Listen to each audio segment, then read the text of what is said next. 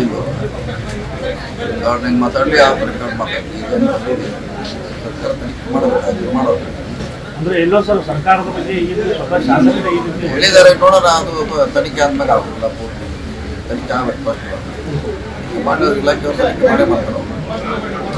ಮಾಡಬೇಕು, ಸಂತೋಷ ತನಿಖೆಗೆ ಒತ್ತಾಯ ಮಾಡ್ತಿರ್ತಾರೆ ಸರ್. ಒತ್ತಾಯ ಮಾಡಲ್ಲ, ಅವ್ರ ಡ್ಯೂಟಿ ಅದು. ಯಾವುದೇ ಒಂದು ಆರೋಪ ಬಂದರೆ ನ್ಯಾಚುರಲ್ ಆಗಿ ಮಾಡಬೇಕಾಗುತ್ತೆ. ಪತ್ರಿಕೆಯಲ್ಲಿ ಬರ್ತಾವ, ನ್ಯೂಸ್ ಚಾನಲ್ಲೇ ಬರ್ತಾವ, ಅದು ಆಟೋಮೆಟಿಕ್ಲಿ ಡಿಪಾರ್ಟ್ಮೆಂಟ್ದವರು ಅದು ಎನ್ಕ್ವೈರಿ ಹಾಕಿ ಆಗ್ತದೆ. ಸರ್ ಇನ್ನೊಂದು ಸರ್ ರಾಜ್ಯಾಧ್ಯಕ್ಷ ಸ್ಥಾನ ಎಲ್ಲಿ ನೀವು ಹೇಳಬೇಕೆ, ನಾವೆಲ್ಲಿ ಯಾವಾಗ ಯಾರಿಗೆ ಮಾಡ್ತಾರ, ಯಾವಾಗ ಮಾಡ್ತಾರ ಅನ್ನೋದು ಆಯ್ಕೆ ಮಾಡ್ಬಿಡ್ತಾರೆ. ತಾವು ಕೂಡ ಪ್ರಬಲ ಆಕಾಂಕ್ಷಿ ಸರ್. ಕನ್ಸಿಡರ್ ಮಾಡೋದು ಬಿಡೋದು ಆಯ್ಕೆ ಮಾಡೋರು ಬಿಟ್ಟು ಯಾವಾಗ ಮಾಡ್ತಾರೆ ಅದು ನೋಡೋದು. ನೀವೇನಾದರೂ ಒತ್ತಡ ಹಾಕಿದ್ದಾರೆ ಇಲ್ಲಿ ಸಾಕಷ್ಟು ಜಿಲ್ಲೆಯಲ್ಲಿ ಸಾಕಷ್ಟು ಬೆಳವಣಿಗೆಗಳು ಆಗ್ತಿರುವಂಥ ಈಗಾಗಲೇ ನವೆಂಬರ್ ತಿಂಗಳಿನಂತರ ಸಾಕಷ್ಟು ಬದಲಾವಣೆ ಆಗ್ತದೆ. ಇದ್ರ ಬಗ್ಗೆ ಏನಾದರೂ ಚರ್ಚೆ ಆಯಿತು ಸರ್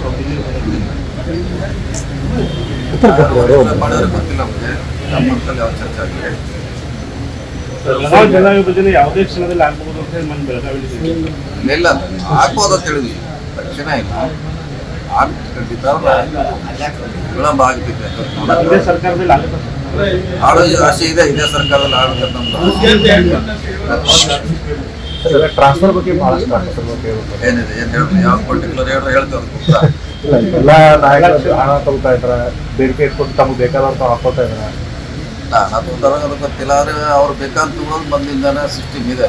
ಶಾಸಕರು ಲೆಕ್ಕ ಅಲ್ಲಿ ಮಾಜಿ ಶಾಸಕರು ಅಥವಾ ಅಪೋಸಿಷನ್ ಇದ್ದು ಕೂಡ ಒಂದ್ಸಲ ರಿಕ್ವೆಸ್ಟ್ ಮಾಡ್ತಾರೆ